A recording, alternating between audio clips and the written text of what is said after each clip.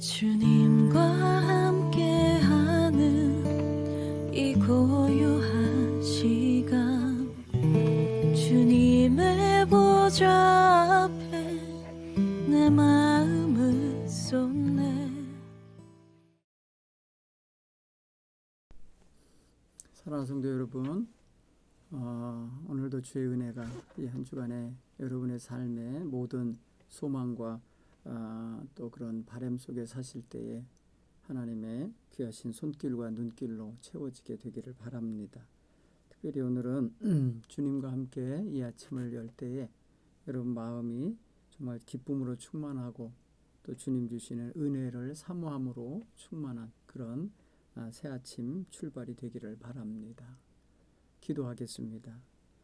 하나님 아버지 고맙습니다. 세상의 수많은 인생들 속에서 저희들을 불러주시고 택하여 주셔서 감사합니다.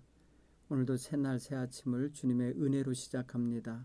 하나님께서 함께하여 주셔서 하나님 말씀해 주시고 가르쳐 주시고 깨우쳐 주시고 인도해 주시옵소서. 특별히 하나님의 귀한 백성으로서 이 땅 살아가는 동안에 정말 하나님의 거룩함과 선함을 온전히 드러내며 살아갈 수 있도록 복내려 주옵소서. 우리 성도들의 가정에 어려움이 많이 있습니다. 하나님께서 그 모든 어려움들을 하나님의 귀하신 사랑과 은혜와 또 평강으로 채우시고 돌보시고 도와주셔서 해결되고 채워지는 은혜가 있게 하여 주옵소서. 예수님 이름으로 기도드리옵나이다. 아멘. 찬송 함께 부르겠습니다. 찬송가 408장을 함께 부르겠습니다. 408장입니다.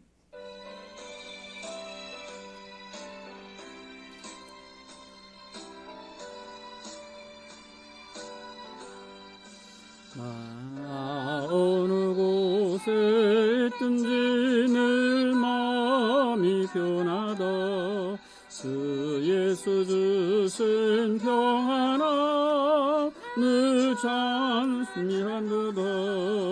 나의 마음속이 늘 평안해. 나의 마음속이 늘 평안해.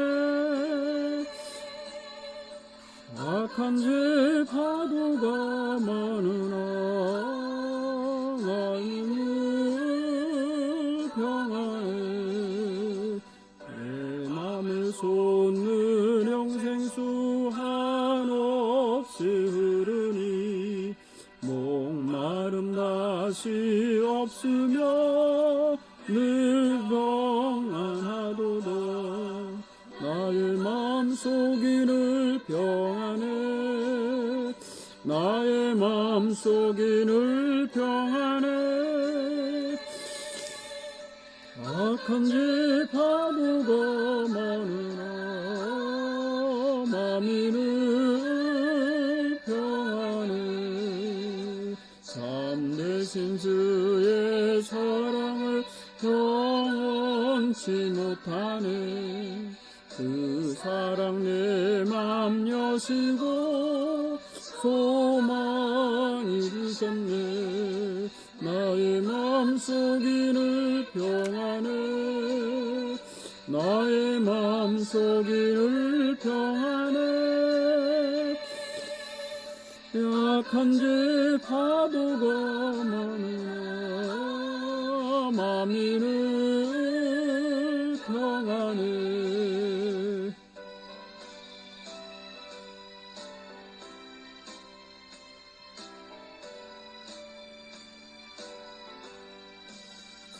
주의 손과 떠나는 왜 몸소당했나.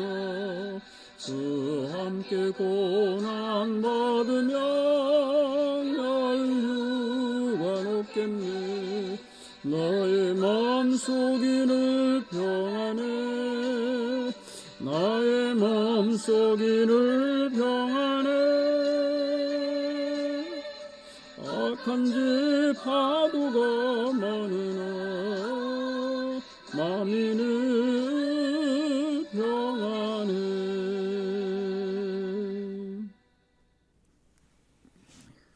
하나님 말씀을 함께 이 아침에 봉독하겠습니다. 하나님 말씀은 베드로전서 2장 1절로 10절의 말씀을 봉독하겠습니다. 베드로전서 2장 1절로 10절의 말씀입니다. 제가 봉독해 드리겠습니다. 그러므로 모든 악독과 모든 기만과 외식과 시기와 모든 비방하는 말을 버리고 갓난 아기들 같이 순전하고 신령한 젖을 사모하라. 이는 그로 말미암아 너희로 구원에 이르도록 자라게 하려 함이라.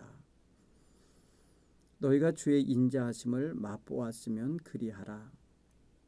사람에게는 버림받아 되었으나 하나님께는 택하심을 입은 보배로운 산돌이신 예수께 나아가 너희도 산돌같이 신령한 집으로 세워지고 예수 그리스도로 말미암아 하나님이 기쁘시게 받으실 신령한 제사를 드릴 거룩한 제사장이 될지니라. 성경에 기록되었으되 보라 내가 택한 보배로운 모퉁이 돌을 시온에 두오니 그를 믿는 자는 부끄러움을 당하지 아니하리라 하였으니 그러므로 믿는 너희에게는 보배이나 믿지 아니하는 자에게는 건축자들이 버린 그 돌이 모퉁이 돌이 되고 또한 부딪히는 돌과 걸려 넘어지게 하는 바위가 되었다 하였느니라. 그들이 말씀을 순종하지 아니하므로 넘어지나니 이는 그들을 이렇게 정하신 것이라. 그러나 너희는 택하신 족속이요 왕같은 제사장들이요 거룩한 나라요 그의 소유가 된 백성이니 이는 너희를 어두운 데서 불러내어 그의 기이한 빛에 들어가게 하신 이의 아름다운 덕을 선포하게 하려 하심이라. 너희가 전에는 백성이 아니더니 이제는 하나님의 백성이요 전에는 긍휼을 얻지 못하였더니 이제는 긍휼을 얻은 자니라. 아멘.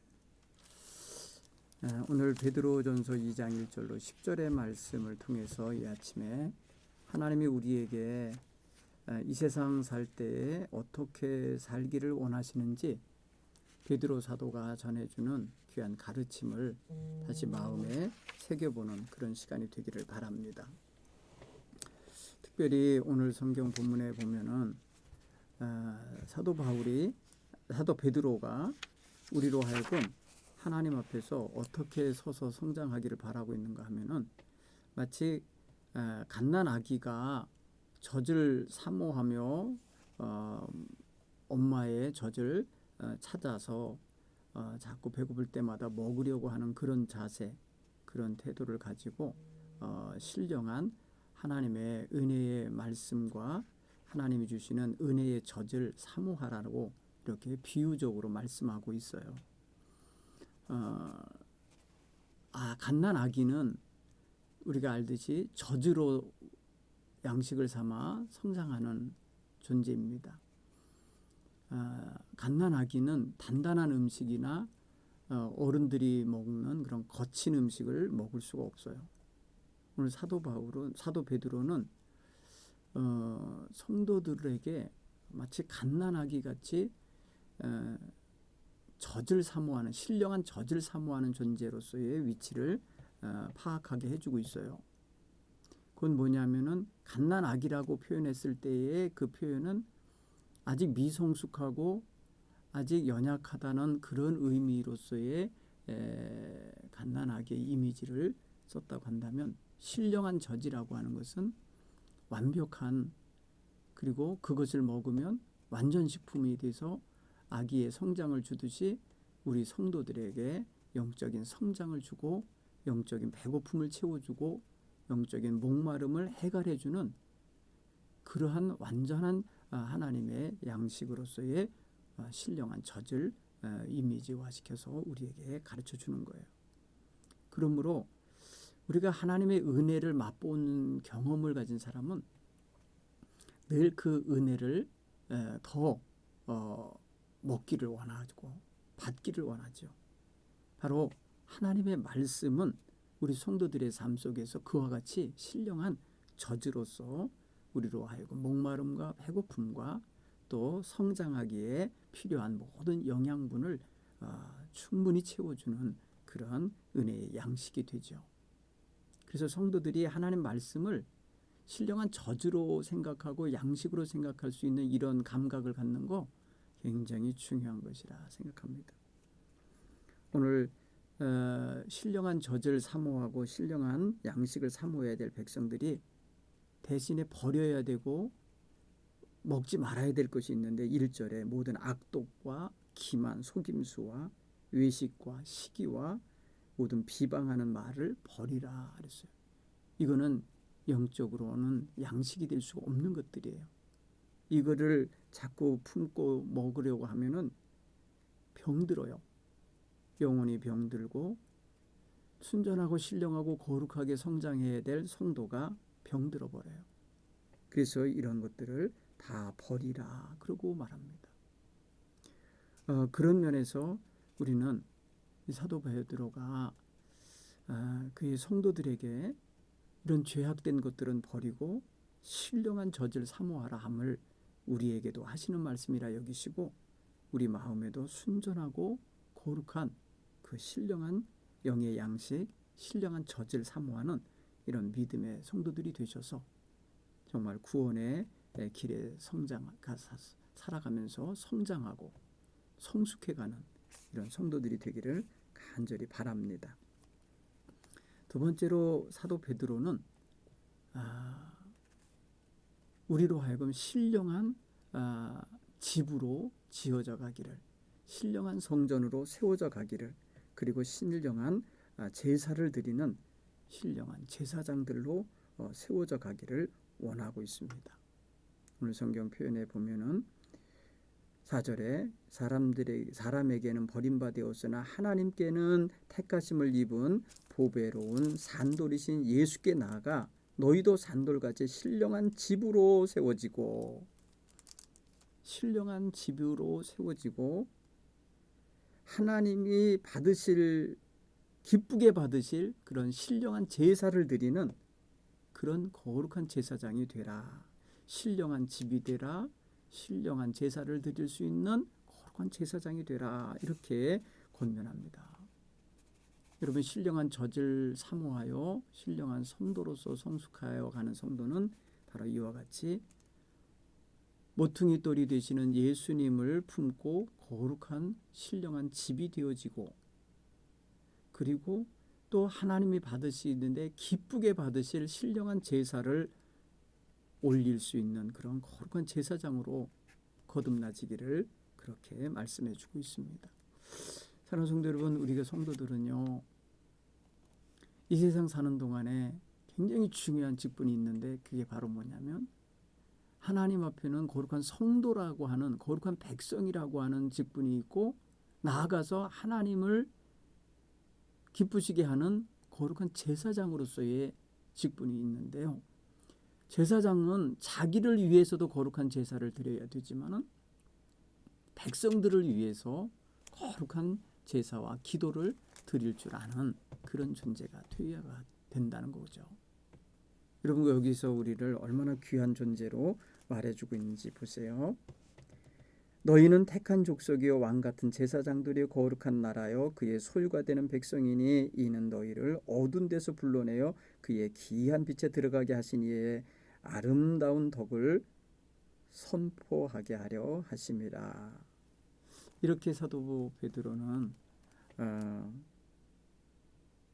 우리 구원받은 성도들을 하나님이 택하신 족속이고 왕 같은 제사장들이고 그의 소유된 백성이다, 이렇게 선포하는데, 여러분, 이거는 출애굽기 19장 6절 이하의 말씀에 하나님께서 애굽에서 구원해낸 이스라엘 백성과 언약을 맺으실 때에 이스라엘 백성들에게 너희는 이런 존재다 하면서 그 정체성을 부여하시고 불어넣어 주실 때에 쓰신 표현이에요.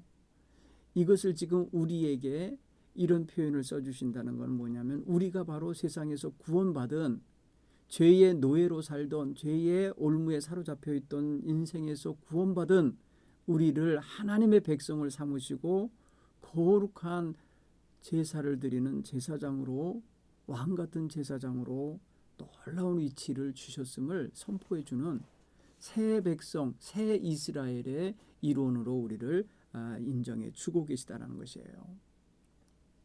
여러분, 여기서 우리의 정체성을 확립하셔야 합니다.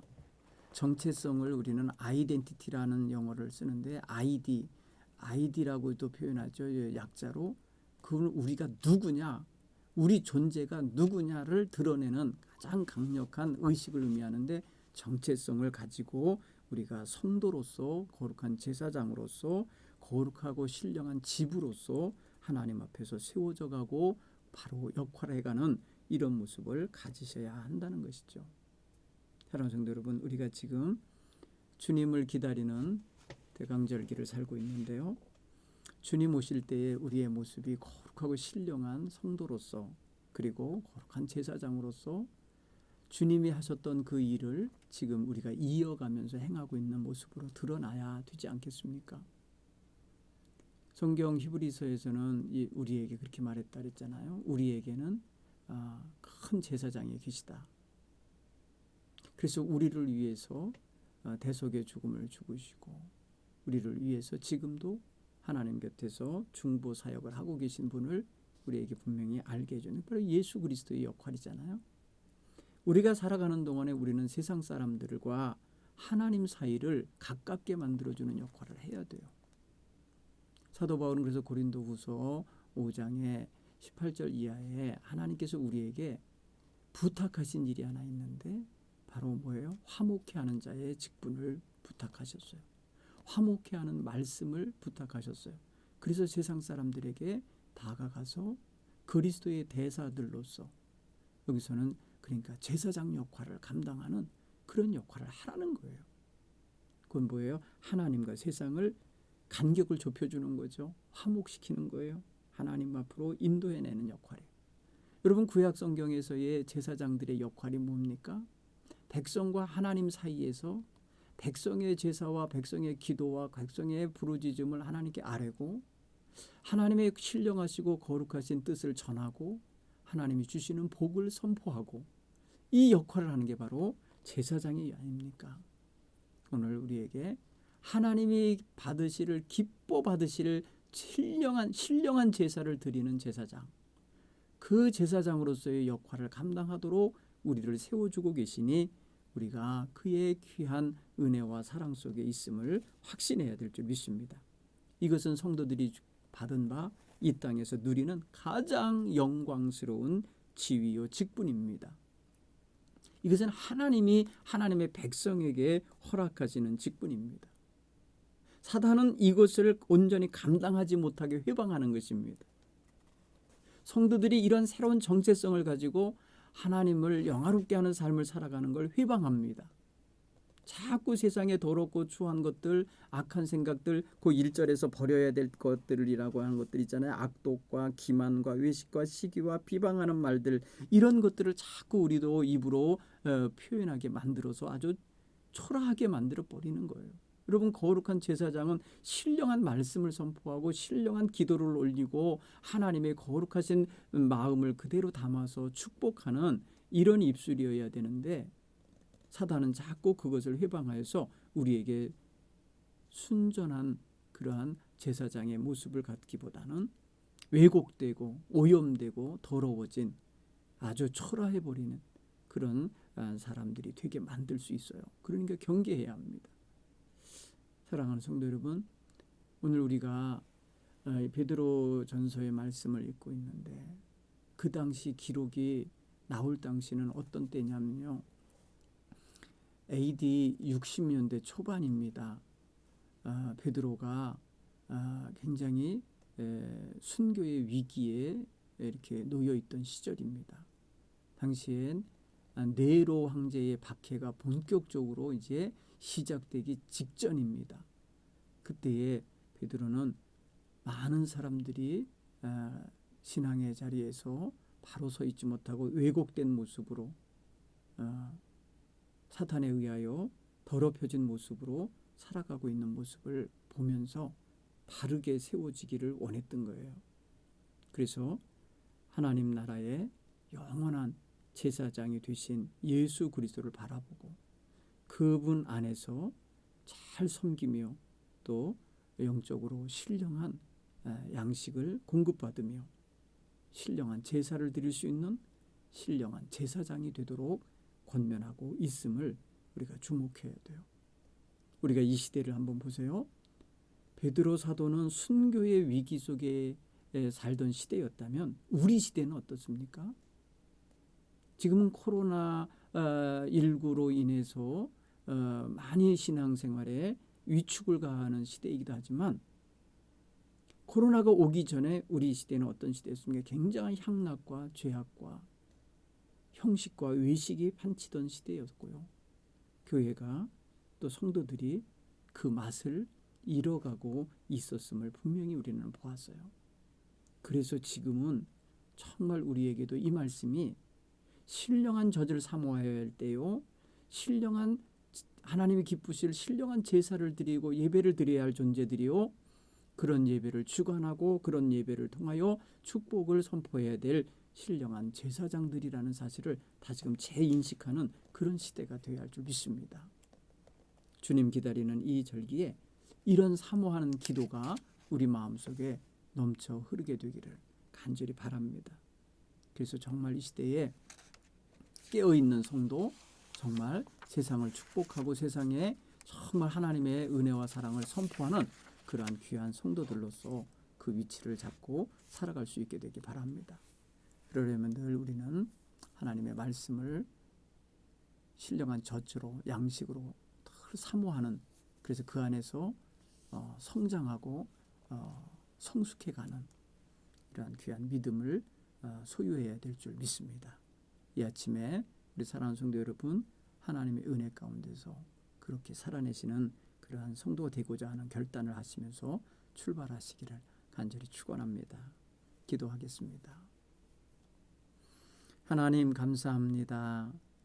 새날을 주시며 우리에게 또 새 말씀을 주셔서 감사합니다. 우리로 하여금 갓난아이와 같이 신령한 젖을 사모하라 말씀하시는 말씀을 듣고 또 하나님이 기쁘게 받으실 신령한 제사를 드릴 신령한 제사장들이 되라 말씀하시는 소리를 들었습니다. 어린아이가 성장하여서 훌륭한 제사장으로 세워지는 모습을 마음에 그리면서 우리가 어린아이 같고 부족하기 그지없지만 하나님의 영광을 드러내고 선포하고 축복을 선포할 수 있는 신령한 제사장들로 성장하게 하옵소서. 주님 오시는 그날까지 이 귀하고 거룩한 믿음의 삶을 잘 살아낼 수 있도록 하나님 우리 성도들 한 사람 한 사람을 지키시고 보호해 주옵소서. 하나님 코로나19 사태가 속히 하나님 진정되게 하시고 우리로 하여금 성탄의 기쁨을 마음껏 즐거워할 수 있도록 그런 날이 속히 오게 하여 주옵소서. 예수님 이름으로 축복하며 기도드리옵나이다. 아멘.